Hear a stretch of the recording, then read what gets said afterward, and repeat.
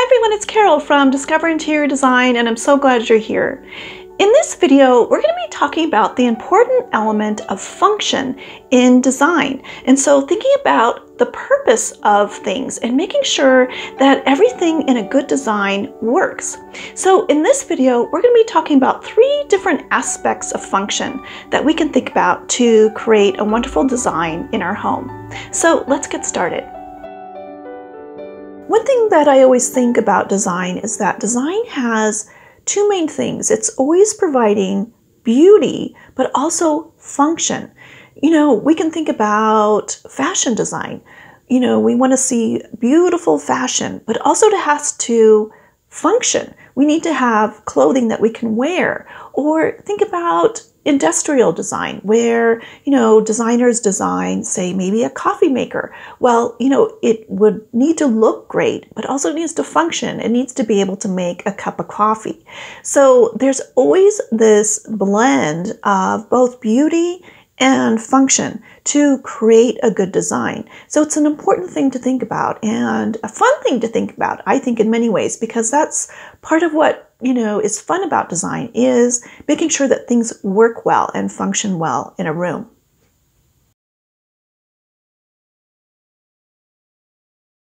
One aspect of function that we could think about is performance. And what I mean by that is how we want a material or element or something in the room, how we want it to perform so that it matches our goals or our needs. So a couple examples of that would be, say, window coverings. So say our goal is to have the sun totally blocked out in certain windows in a room. And we would want to choose window coverings that would match that. If we just used just a lacy or gauzy sort of fabric, that wouldn't perform well. It wouldn't match our goals of totally blocking out the sun. So we would need to make some adjustments either to that type of window covering, maybe add on, you know, some other draperies that are much thicker that can be closed to block out the sun, or just start out with a totally different type of material like blinds or shades that would totally block out the sun, and make sure that those window treatments and those window coverings match our goals and needs. Another example of that would be choosing a fabric, say, for a sofa or a sectional. And we would want to choose a fabric that would match our goals for the functionality, for the performance of that sectional or sofa. If we want something that withstands a lot of use and, you know, that things are going to be spilled on there, and we have a busy family and we sit there and eat and drink and just enjoy each other's company. So we would want a fabric that would be super durable and that would perform well. And then we could even go into a kitchen or even a bathroom and think about countertops. Do we want something that's super durable that we don't have to worry about and that can just withstand scratches and staining?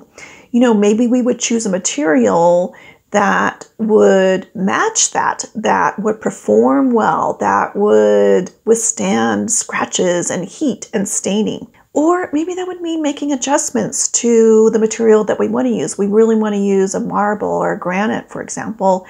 Well, making sure that we seal that so that it does withstand staining and scratching.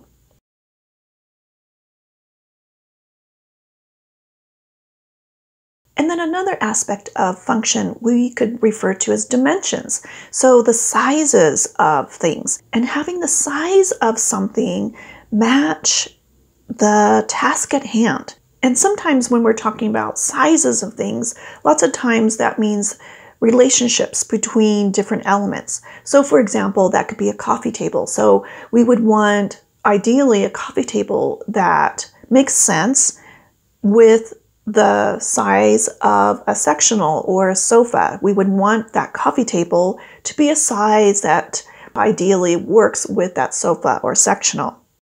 Or what about where we are redoing our kitchen and we would have a kitchen island? Well, we would want to make sure that kitchen island is large enough for the goals that we have for it.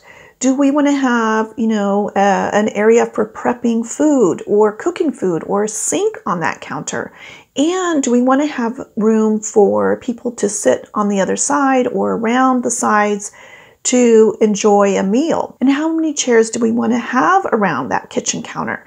All of those things have to do with the functionality of that kitchen island and making sure that it's large enough to accommodate all of those functions and all of our goals. Or we could even think about an area rug. Depending on where we want to place that area rug and the relationship that area rug has to the space or the room where it's going to be placed, we would want to make sure that it was the right size. So whether that's under a sofa and chairs in a living room area, or do we want to have an area rug that goes down the hallway? How large does that need to be? Or an area rug that we would like to have in an entryway? What size will work best for that area? And then some things in our home we could think of just as decorative. And I can think of art, for an example.